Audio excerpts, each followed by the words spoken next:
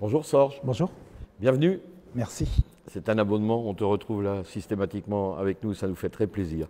Une joie féroce, c'est un livre qui résonne d'une façon particulière pour toi, on le sait. Je voudrais quelques mots là-dessus quand même. Quelques mots là-dessus, c'est assez simple en fait.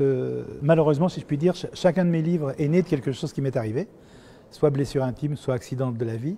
Et dans les réunions, dans les rencontres, dans les librairies, il y avait toujours une petite plaisanterie lorsqu'on me demandait « et quel sera le prochain ?» Je disais « si vous voulez parler de la prochaine blessure, je ne sais pas. » Et heureusement, j'espère ne pas savoir tout de suite. Et je disais pour rire, à moins d'un cancer, je ne vois pas. Et donc le cancer s'est invité chez moi, d'abord chez ma femme, en janvier 2018, cancer du sein. Et chez moi ensuite, 11 jours plus tard, cancer de garçon. Et comme après la trahison irlandaise ou comme après les guerres, quand j'ai écrit Le quatrième mur, je me suis dit de ce cancer, j'en fais quoi? Comment on fait? Ma femme est en guerre, je suis en guerre, on va se battre ensemble, on fait quoi de ça?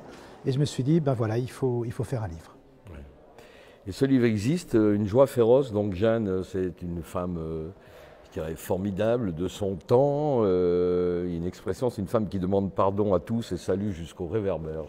J'ai adoré ça. C'est une ombre.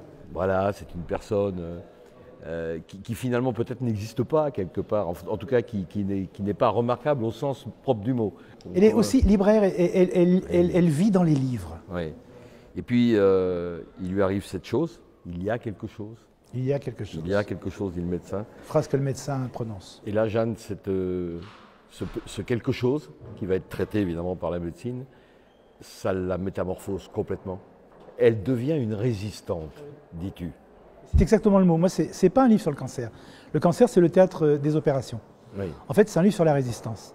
C'est un livre sur... c'est la métamorphose, le mot que vous avez employé juste, la métamorphose d'une femme qui a eu l'habitude de dire oui à tout, de baisser les yeux, de baisser la tête, et brusquement, elle se lève.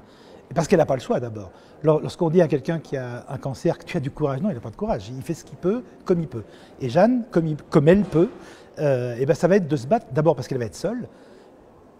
Une femme a 6 fois plus de chances d'être virée par son mec lorsqu'elle est malade qu'un homme. 6 fois plus de chances. Donc Jeanne va... Ça en dit long. Hein. Ça en dit long. Donc Jeanne, ben, comme d'autres femmes, son mari s'en va, et Jeanne se retrouve seule. Moi, j'avais besoin que Matt, son mari, s'en aille. J'avais besoin de ça parce que la première fois où j'ai emmené ma femme en chimiothérapie, il y avait 2 femmes qui pleuraient dans les box. Et j'ai cru que ça faisait mal, la chimiothérapie. La chimio dure quand même 4 heures, une séance. Et l'infirmière me dit non, c'est pas que ça fait mal. Elle pleure parce que les maris les ont quittés. Et donc je me suis dit, voilà, moi ce que je veux, c'est ça. Je veux que Jeanne soit seule pour découvrir ce gang de copines. Elle va être avec 3 copines formidables. Ouais. Et pour qu'elle soit seule... les noms, Brigitte, Assia et Mélodie. Et pour qu'elle soit seule, il faut que l'homme parte. Et que l'homme parte, c'est même pas de la fiction. Les hommes s'en vont souvent lorsque la femme tombe malade et la femme reste presque toujours quand l'homme tombe malade. Donc je voulais aussi cet aspect-là. C'est un livre sensible et flamboyant que tu as écrit. Ça me fait plaisir de le dire, je le pense vraiment. Un livre à la hauteur du très bon écrivain qu'on a l'habitude de recevoir ici à Strasbourg, que ce soit à la librairie ou aux bibliothèques idéales. Un livre de quelqu'un qui sait observer la société telle qu'elle est, ici et maintenant, comme le très bon journaliste que tu es depuis toujours.